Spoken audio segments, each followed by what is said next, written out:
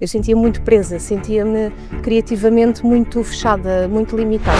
Contratei uma coach para tentar perceber o que é que se passava comigo. O valor era o valor liberdade e eu sentia-me presa todos os dias a ir para o trabalho. É muito raro um homem assumir que precisa de ajuda, porque há conclusões que se chegam que são muito disruptivas. Agora o que é que eu faço com isto? Não é? Quem é que trata de ti? Eu costumo dizer isto, com a idade a pessoa perde vergonha na cara. Qual é que é a estratégia? É mesmo não ligar? O síndrome do impostor vai estar sempre aqui, mas agora o que é que eu faço com isto? Vou levantar o volume dessa voz ou vou realmente falar com ela de outra forma e vou arranjar aqui uma estratégia para ela não prevalecer na minha vida e nos meus resultados? Muitas delas só não, porquê? Porque que já se esqueceram da criança interior. E eu gosto sempre de dizer que nós somos crianças em corpo de adultos. Gostamos de brincar, gostamos de correr, gostamos de ser livres e não ter medo daquilo que os outros vão pensar. E é cansativo, e as pessoas às vezes nem dão por isso, mas já estão a ir para o lado negativo da coisa. Portanto, a ferramenta é teres atenção ao teu diálogo interno, porque é aí que está a grande parte, não é, das coisas. Estas afirmações positivas têm muito poder, parece conversa de treta, mas não é. Existem grandes problemas que se podem evitar se o líder tiver a coragem de olhar para ele em primeiro lugar. Mas quando o líder não se coloca em causa, quando o líder não trata dele em primeiro lugar, é muito complicado. Olha, a mentoria, coaching é para qualquer pessoa que queira atingir novos resultados, novos, melhores resultados na sua vida. O Psicodrive serve mesmo para isso, que é para dar a conhecer pessoas incríveis que mudam efetivamente vidas e obviamente não havia Psicodrive sem me falar. Não.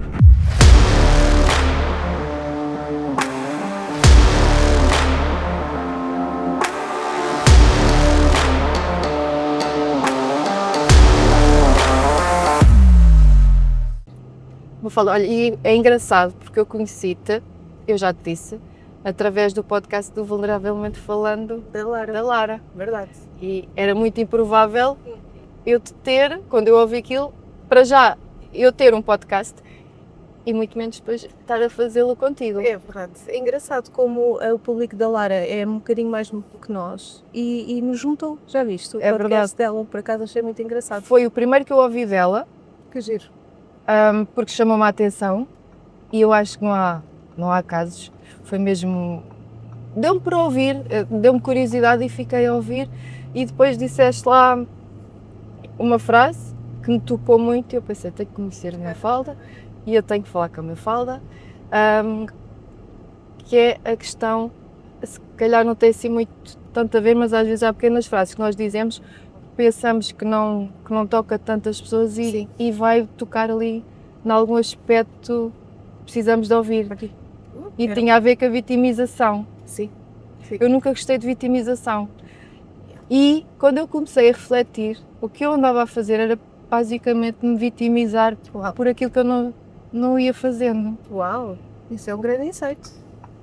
E então foi um bocadinho por aí. Porque nós vitimizamos-nos, às vezes já é um hábito, ok? Porque a vitimização mantém-nos na zona de conforto, pronto. E depois contamos histórias a nós mesmas que nos vão mantendo lá no lugar de vítima, onde nada acontece, não é? Nada de bom. Mas isto não é mal de ninguém, percebes? Isto é normal no ser humano. Às vezes são essas histórias que nos vitimizam que nos dão conforto, pronto, é mesmo assim. É engraçado como o lugar de vítima às vezes nos dá conforto. É verdade. E culpamos muitas vezes os outros de nós não fazermos, quando nós só devemos de respeitar uma pessoa, que é nós próprios. Isso.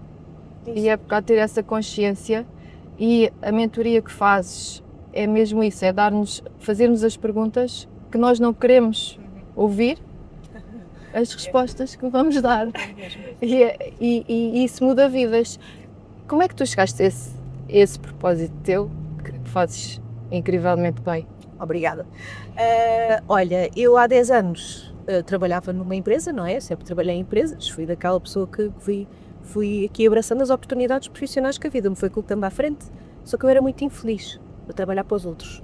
Eu sentia-me muito presa, sentia-me criativamente muito fechada, muito limitada. E pronto, e até que há 10 anos contratei uma coach, na altura, porque eu tive um chefe que tinha uma coach e eu achava aquilo espetacular. Então eu pensava, oh meu Deus, o que é que se passa ali? Um diretor-geral, vem uma pessoa de Espanha dar-lhe coach, mas isto deve ser uma coisa espetacular. Então comecei a pesquisar e contratei uma coach para mim, porque eu era muito, muito infeliz com aquilo que eu fazia profissionalmente, Zita. Eu era boa, mas eu era infeliz. Eu geria uma equipa, tinha ali as coisinhas que era suposto ter, cheguei a um cargo de direção muito rápido e depois, direção não, middle management, e depois, e agora? E agora eu ia chorar todos os dias com o trabalho. E eu pensei, não, contratei uma coach para tentar perceber o que é que se passava comigo. Pronto, e de facto deu para perceber que o meu valor era o valor de liberdade e eu sentia-me presa todos os dias aí com o trabalho. Portanto, quando tu tens este nível de autoconhecimento, se te mantiveres na mesma situação, então é completamente culpa tua, não é? Tu tens de fazer alguma coisa. Com esta informação, quando eu cheguei a esta conclusão, eu tive de fazer alguma coisa. Depois tive uma diretora, que tu já conheceste, do Rising Shine, que é a Alexandra. Diretora, neste momento, é General Manager do Grupo ADEC em Portugal. Na altura era diretora da Spring Professional e eu trabalhava lá como Manager de recrutamento. E eu lembro-me de todas as reuniões com a Alexandra. Ela fazia-me perguntas também, imensas perguntas assim difíceis, esquisitas, que me punham a pensar. Eu era a manager mais nova, precisava muito daquilo, daquela orientação. Pronto, e olha, depois ela foi-se embora para a Espanha, porque ela cresceu imenso, e eu aproveitei e despi. Que eu estava ali muito por ela também, que ela era uma líder muito inspiradora. Portanto, juntei sessões de coaching com a saída dela e eu vim-me embora. E mudei de vida, pronto. E mudei de vida. E há 10 anos que é isto que eu faço e sou muito feliz com isto, sou mesmo muito feliz. E o teu propósito é mais o público feminino, não é só, mas sim, maioritariamente o público feminino, sim. Porque achas que efetivamente as mulheres precisam desse empoderamento extra, ou seja, de alguém de fora e uma mulher que lhes mostre confiança, ou porque achas que é as mulheres que procuram mais esse tipo de serviços? É os dois, porque imagina, é muito raro um homem assumir que precisa de ajuda, pelo menos em Portugal. Porque se tu fores para os Estados Unidos e para outros países é perfeitamente normal uma pessoa, um homem, uma mulher terem um coach, como tem um médico, como tem, enfim, tantas pessoas na vida deles. Mas aqui em Portugal, de facto, ainda existe aqui um bocadinho de resistência. Mas eu com empresas, por exemplo, eu estou com vários projetos em empresas, os meus clientes são homens, portanto quem contrata são homens. Pronto, eu acho que é um bocadinho também aqui uma mudança de mentalidade que já está a acontecer, honestamente. Mas o meu posicionamento é muito para o público feminino. Porquê? Porque é um bocadinho a minha história, não é? Eu própria passei por desafios no âmbito da confiança ao longo da minha vida, da minha carreira, já tive peso a mais, já fui anorética, já tive uma série de assuntos na minha vida, problemas, enfim, em relações amorosas, não agora com o Bruno, já estamos há 21 anos, mas em relações anteriores, quer dizer, eu sou uma mulher normal. E a nível da carreira, eu sempre dei muita importância à carreira, mas obviamente que nós somos um ser, ou seja, se tu não estás bem contigo própria, como é que a tua carreira também pode alavancar? Sim, nós somos um só, não é? Eu não acredito muito na separação entre vida pessoal e profissional. E, portanto, o que eu faço mesmo é ajudar as mulheres a estarem bem com elas próprias, a serem confiantes para conseguirem chegar mais longe na vida delas. Mulheres ou homens, mas lá está. Sabes que quando nós trabalhamos por conta própria, sim, nestas áreas, eu costumo sempre dizer que o avatar, que é o nosso cliente ideal, tem muito que ver com a nossa história. Que eu nunca iria ajudar homens com... O meu avatar nunca iria ser homens com mais de 50 anos, diretores em empresas de construção. Estás a ver? Nunca iria... Pronto, não é que não consiga, mas não é esse o meu público ideal. Pronto, e depois chegamos à conclusão que o meu público ideal sou eu. Não é? Isso é que é o mais giro. E aí passas a mensagem também porque vais mesmo de encontro àquilo que se espera ouvir e que precisamos de ouvir mesmo. Sim. Tocas aí uma parte importante, que é a questão da saúde mental. E eu acho que quando uma pessoa... Toda a gente fala de propósito e é um tema muito debatido. Mas ir a fundo do nosso autoconhecimento é doloroso, porque muitas vezes faz-nos quebrar padrões que nós, ao crescer, vão nos moldando e vai-nos desviando da nossa rota. E quando nos predispomos a isso, eu acho que é muito desafiador e vai a questões de saúde mental. Assim, tu, quanto mentora de muitas pessoas, quando tu sabes quando é que estás perante uma situação que vai ser difícil ou pode levar mesmo até à desistência da pessoa por não querer ou não querer passar por esse sofrimento? Sim, graças a Deus não me estou a lembrar de ninguém que tenha desistido do processo para evitar esse nível de autoconhecimento que pode doer, como tu disseste muito bem, porque há conclusões que se chegam que são muito disruptivas. Agora o que é que eu faço com isto? Bem, agora eu percebi isto, o que é que eu faço? Pronto, isto mexe com a vida das pessoas. Nunca tive, agora, se eu te disser, eu faço sempre uma conversa exploratória, não é? Portanto, para perceber os desafios que a pessoa está a enfrentar, há algumas conversas exploratórias que eu fico a pensar como é que eu vou conseguir ajudar esta pessoa, e há outros sei que já encaminhei para colegas psicólogos, não é? Porque eu não sou psicóloga, coaching é uma ferramenta da psicologia, mas não é psicologia, não é psiquiatria, portanto cabe-me a mim eticamente encaminhar a pessoa, obviamente com um profissional que ajude noutro âmbito. Agora, quando eu sei que é uma questão de objetivos, recuperar a confiança, por mais desafiante que possa parecer, claro que sim, trabalhamos. Mas estou-me a lembrar de uma menina que entrou na minha vida para aí há 2 anos. Vamos chamá-la de Maria. E a Maria bateu à minha porta digitalmente a precisar de ajuda. Também tinha visto o podcast da Lara Muniz. Ela é muito mais nova que nós. Tinha 30 anos na altura, acho eu. E ela, eu lembro-me, quando eu abri o Zoom, ela estava com olheiras, estava com os olhinhos muito pequenos, assim, com a postura corporal fechada, estava muito escuro, portanto ela estava numa enorme depressão por causa do namorado. Sim. Mas estava mesmo mal, a rapariga, estava medicada e foi daquelas que eu pensei, eu não vou conseguir ajudá-la, não é comigo, ela já estava a ser acompanhada, mas ela, mesmo sendo acompanhada por um psiquiatra, ela queria a minha ajuda. E eu pensei que também que sou eu para estar a negar. Sim. E ainda por cima, a história dela também já foi a minha história, porque eu também já sofri por causa de, não é? Quem não se pode ver, a mulher que nunca sofreu por causa de um namorado. Pronto, é verdade. É? Na adolescência, a filha tinha sido sempre namorado dela, desde muito jovens, e ela estava muito mal. Zita, se eu te disser que a rapariga recuperou de uma maneira, pá, espetacular, tipo, virou completamente o foco, lançou-se noutra profissão, porque ela era enfermeira, enfermeira e continua a ser. Agora também faço unhas de gel. Sim. Ela sempre quis fazer unhas de gel e trabalhar nesta área. O rapazito já foi à vida dele, graças a Deus, na cabeça dela, e portanto é muito bom. É muito bom. Ou seja, é um complemento, não é? Sim, pode ser. ser. Muitas vezes acaba por ser esse empurrãozinho. Ela sentiu que precisava da tua ajuda. Sim, sim. E eu não sou ninguém para rejeitar, não é? Se eu sinto, se a pessoa me está a pedir, ao menos vou tentar. Há sempre aquele medo. Neste caso, havia medo, havia muita compaixão, porque já foi um bocado a minha história, estás a perceber? E eu sabia que ela também já estava a ser acompanhada por um psiquiatra, portanto, sim, a partir daí, tranquilizou. Exatamente. E falando de ti, normalmente quem trata dos outros, não é? Esquecemos um bocadinho, sim, de nós. Quem é que trata de ti? Boa pergunta. Olha, as minhas energias, muitas vezes eu alivio quando passei com o Bruno, quando temos jantares fora, quando estamos os dois. Ele é muito compincha, como eu costumo dizer, e ele já me conhece muito bem. E pronto, e é assim que eu costumo também aliviar um bocadinho o stress, porque nós somos um bocadinho esponjinhas, não é? Sim. Nós ouvimos aí os problemas. Já os levei mais a peito, agora já não, mas quem trata de mim sou eu, com a minha cabecinha. Não, às vezes lá vou a um colega também, é um coach, eu dou-me muito bem com o Ricardo Mendonça, nós nos abafamos bastante em algumas situações, mas pronto, é um bocadinho aprender a relativizar. Os problemas dos outros não são os nossos. Agora, dito uma coisa, quando eu termino o meu dia e dou 5, 6 sessões de coaching em seguida, eu pareço sei lá o quê, não é? Sim. É muito... Cada pessoa com a sua especificidade e problemas, a sua história e o seu tema, e tu tens de largar o teu mapa-mundo para entrar no mapa-mundo dessa pessoa, e tipo, é muito cansativo. Mas já arranjei aqui as tuas estratégias, exatamente, para conseguires ultrapassar em tudo isso. Mas é preciso mesmo muito, primeiro, gostar daquilo que se faz. Sim.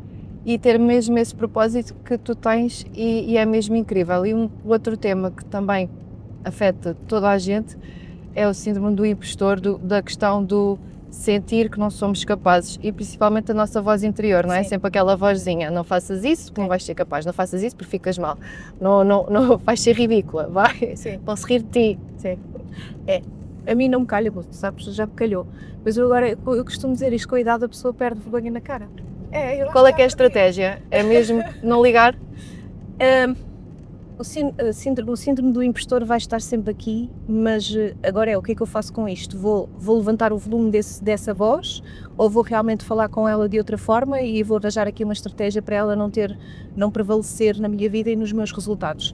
Porque, na dúvida, há muitas mulheres e muitos homens que se limitam e que ficam para trás e que deixam de fazer aquilo que gostariam de fazer, e que têm medo que corra mal, não é? E então dão-se a esses medos.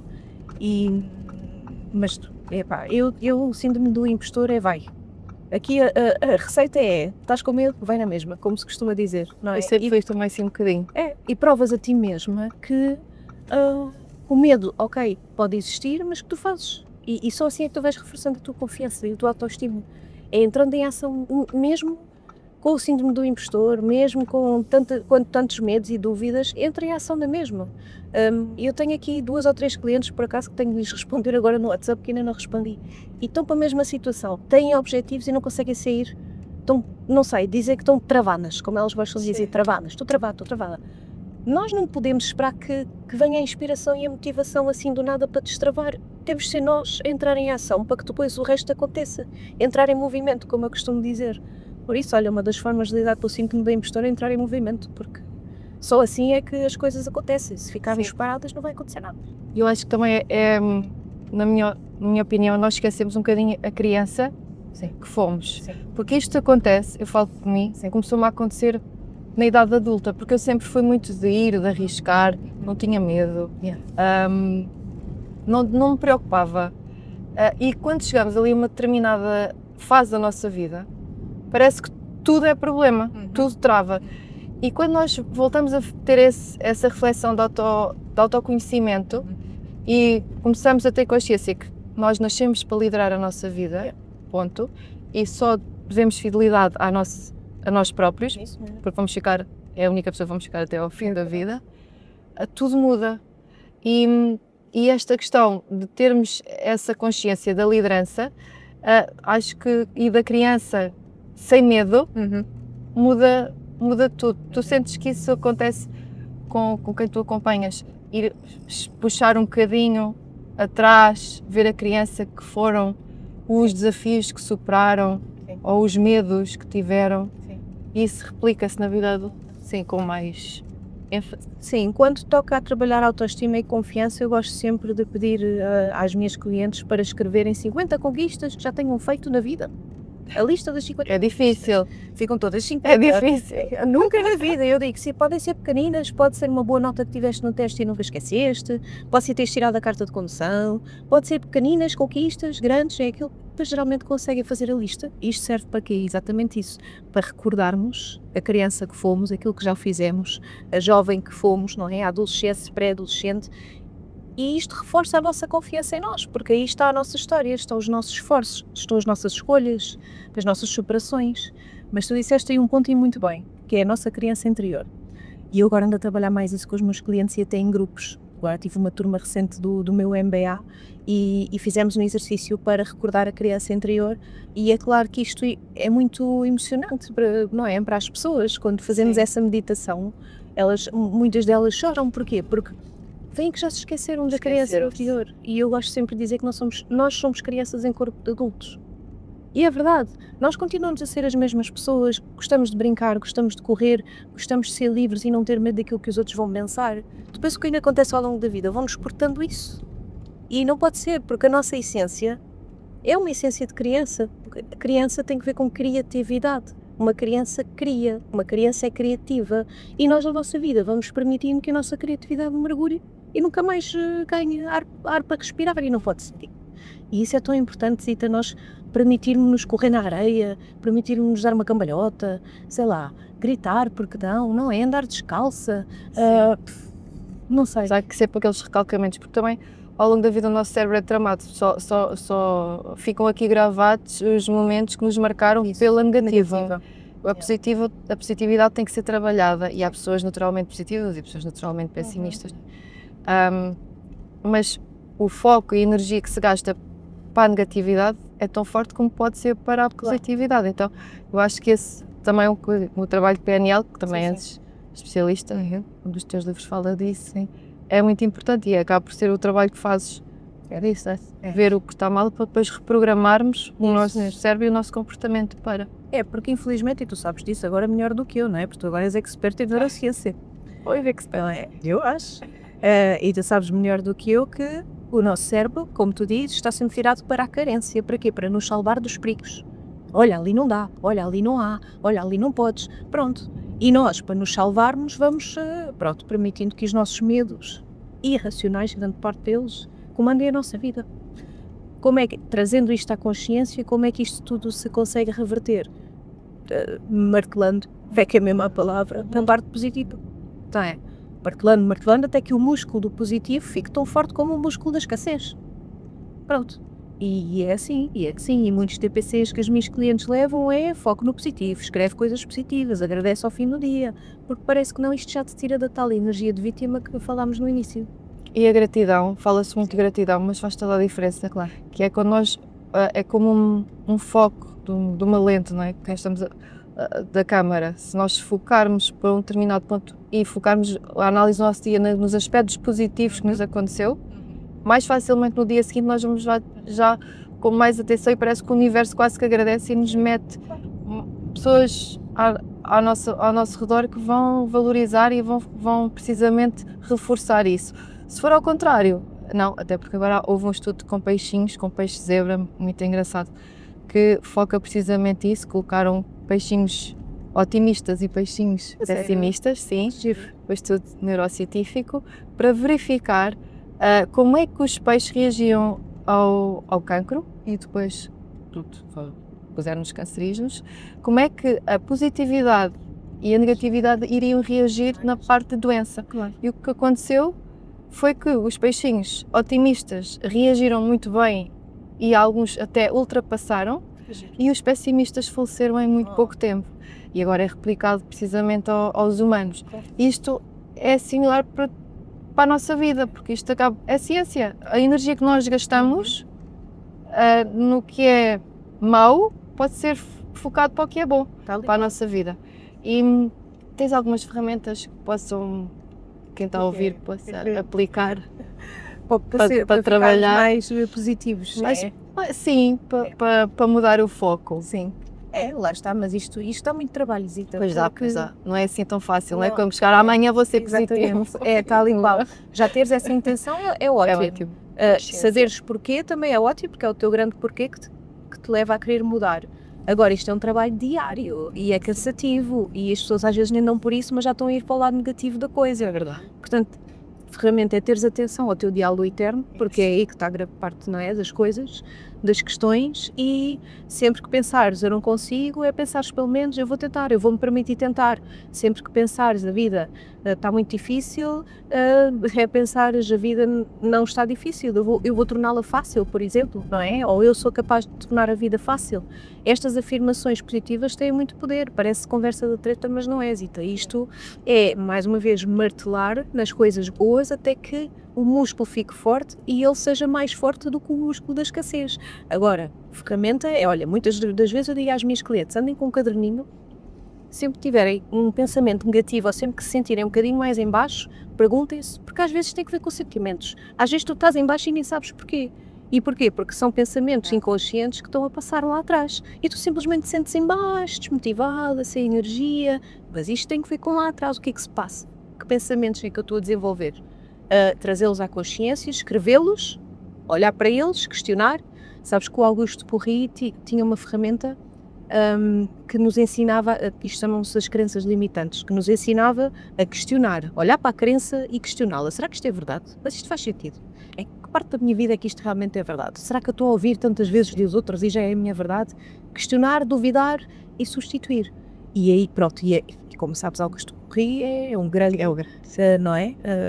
Grande mandiguido, mas grande pessoa destes estudos, não é? De psiquiatria, psicologia, grandes ferramentas que ele nos deixa. Agora, isto dá muito trabalho.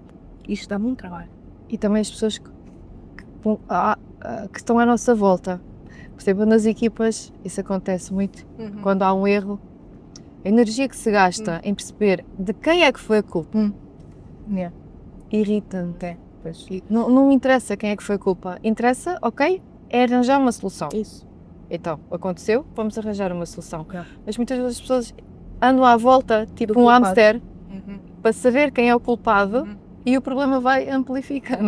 Vai e não arranja solução e a perder tempo, dinheiro. E a criar ali inimizades entre a equipa, não é? Equipas E isso mudando estas mentalidades faz toda a diferença. E então na liderança, que trabalhas muito com líderes, é muito isso, que é cultivar esta positividade em líderes, acaba por cultivar em cascata, acaba por ser em cascata uma equipa mais equilibrada e uma equipa mais assertiva, claro, que não alimenta esse tipo de conteúdo e de comentário que infelizmente há tempos atrás isso era muito comum.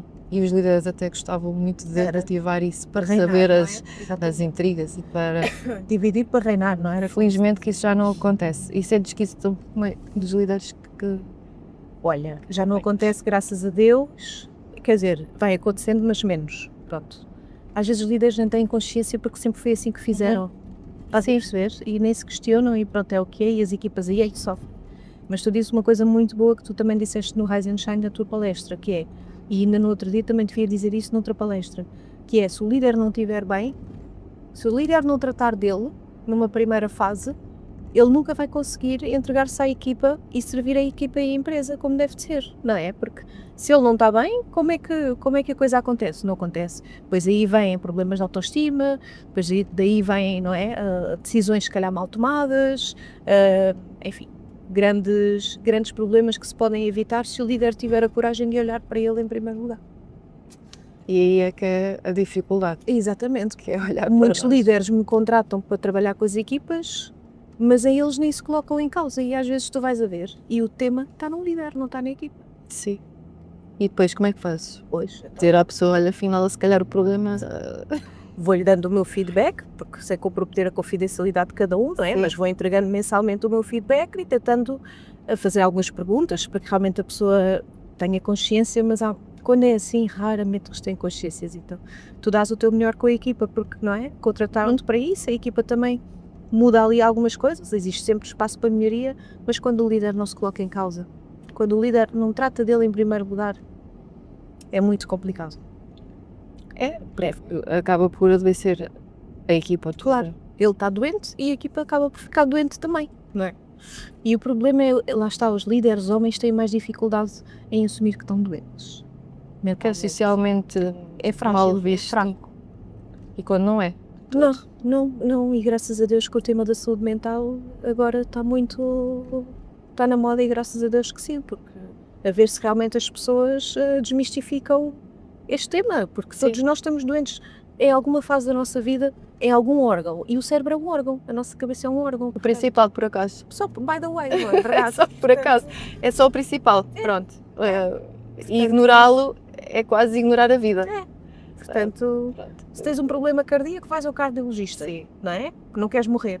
Então tens problemas na tua cabeça e não vais tratar isso? E depois sabes o que é incrível? É que chega a um determinado ponto da vida em que vêm as demências e depois vai saber que as demências surgiram porque houve ali uma negligência ao longo da vida desse órgão.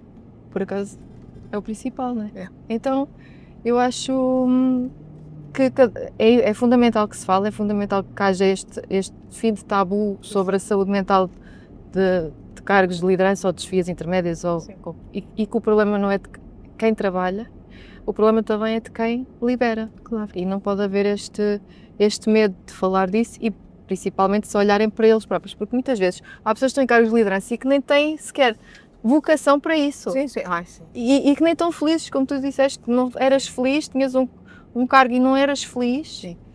Muitos líderes estão se calhar em cargos e custa-lhes sair porque, lá está, é um cargo prestigiante, mas não têm a coragem de sair porque nunca fizeram essa autorreflexão. Exatamente.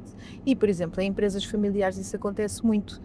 Tu assumires a liderança porque te herdaste, não é? A liderança de alguma coisa, de uma empresa, do departamento da empresa e tu nem queres. Tu nem estás preparada para isso. E isto acontece muito nas empresas familiares. A pessoa nem está preparada para liderar, não tem ferramentas, às vezes não quer, não está bem mentalmente e está à frente de uma empresa e de um departamento. Sim, e quando isso é, lá está, empresas familiares em que passa de geração em geração, isso há muito essa pressão. Sim. E é quase que desumano obrigar uma pessoa a seguir só porque é da família, é a quinta geração ou quarta geração e não pode fazer essa desfeita. E depois, lá está, pode dar problemas de saúde mental, não é? Sim. Depois lá está, as equipas não são felizes, a pessoa não está feliz e pronto. E e tem de haver aqui alguém que faça esse diagnóstico, mas numa família isso é muito complicado, em empresas familiares, sabes? Sim. Ninguém questiona e toda a gente vê aquilo como uma bênção, e até pode ser, Sim. não é? Teres uma empresa saudável da tua família, para cuidar, mas Mas depois ainda há esse peso, não é? É uma benção socialmente visto, mas depois é uma maldição. exatamente. É uma bênção ou uma maldição. Portanto, isso dependendo da perspectiva de quem herda, não é? É isso mesmo. Mafalda, agora só para terminar, qual é que é assim um conselho que dás a quem está a ouvir e que está assim com vontade naquela dúvida de ir a uma sessão de mentoria ou não ir? Porque às vezes as pessoas pensam, será que é para mim? Será que é só para quem tem, para quem está em alguma posição de liderança ou que tem alguma responsabilidade? Não, olha, mentoria, coaching é para qualquer pessoa que queira atingir novos resultados, novos, melhores resultados na sua vida. Portanto, se te sentes sozinha, se sentes que a tua vida merece mais, melhor, diferente, se sentes essa necessidade, tens de ouvir realmente a tua intuição e eu acho que deves agendar uma conversa com um coach, com um mentor para perceber onde é que tu podes alcançar mais na tua vida, expandir. Todos nós queremos expandir, Zita. É a necessidade do ser humano, é a expansão. Agora, um conselho é, marca a tua sessão com alguém, vê e explora por favor o currículo dessa pessoa, porque infelizmente há aí muitas pessoas a dizer que são e que depois não são. Isso é muito importante, porque isto é responsabilidade pela vida das pessoas, as pessoas têm de entender isso. Um coach, um mentor tem de ser formado, há ferramentas para isto. Isto não é uma moda, isto é uma ferramenta. E as pessoas têm de pedir currículos, pedir diplomas, ver coisas como tu viste, o podcast, exploraste um bocadinho sobre mim, têm de fazer isso. Não podem ir pela moda e por aquilo que parece mais bonito e bem falante, porque por trás pode não estar nada e depois andamos aqui a arriscar a vida das pessoas. Portanto é isso, marquem, conheçam, investiguem. E vale muito a pena. E ganha-se uma coisa que eu ia e não aproveitava, que é as redes de networking. Sim. Nós vamos conhecendo pessoas incríveis. Sim. E vamos fortalecendo e juntas ou juntos acabamos por ser mais Com fortes. certeza. Não é só um chavão, é mesmo verdade. Portanto, eu acho que é isso, que é mesmo de aproveitar. Mafalda, só tenho a agradecer pelo trabalho que fazes e mudas vidas mesmo. És uma pessoa incrível. Obrigada. Agora vou chorar. Estou muito chorona agora, não sei porquê. Ao meio do cansaço é da idade. Tipo, meu Deus, é pré-menopausa, não me venham com coisas. Agora já estou aqui com a lagrimazinha. Obrigada. E tu, olha, também tenho a dizer que és uma empresária muito inspiradora. Estou a falar sério. Mesmo. E tu vais mudar muitas coisas no mundo, tenho a certeza. Aliás, já te disse isso. Só que eu mudo uma pessoa, já ia ficar super feliz. Claro que sim. Eu vi o impacto que tu tiveste no Rise and Shine, portanto, naquela palestra que deste, as pessoas adoraram e o teu percurso é brilhante. Tu és uma mulher muito inspiradora, uma boa pessoa, que isto é muito importante. Tu és boa pessoa e estás aqui também para entregar ao mundo e ao serviço do mundo e também tiro-te o chatão por isso. Também me inspiras muito. Olha, eu vim de ti, é mesmo muito, muito especial para mim. É isso. O Psicodrive serve mesmo para isso, que é para dar a conhecer pessoas incríveis que mudam efetivamente vidas e obviamente não havia Psicodrive sem a Mafalda. Obrigada. Obrigada. E gostaste desta viagem? Muito. Muito. Solinho, guincho, ver o mar. Maravilhoso. Muito bem, para começar o dia. É verdade. É verdade. Boa condutora. Foi suave. Foi. Não há reclamações da condição. Nada. Podemos repetir. Boa. Tudo bem. Amanhã à Boa. mesma hora. Combinou? Boa. Então, boa viagem.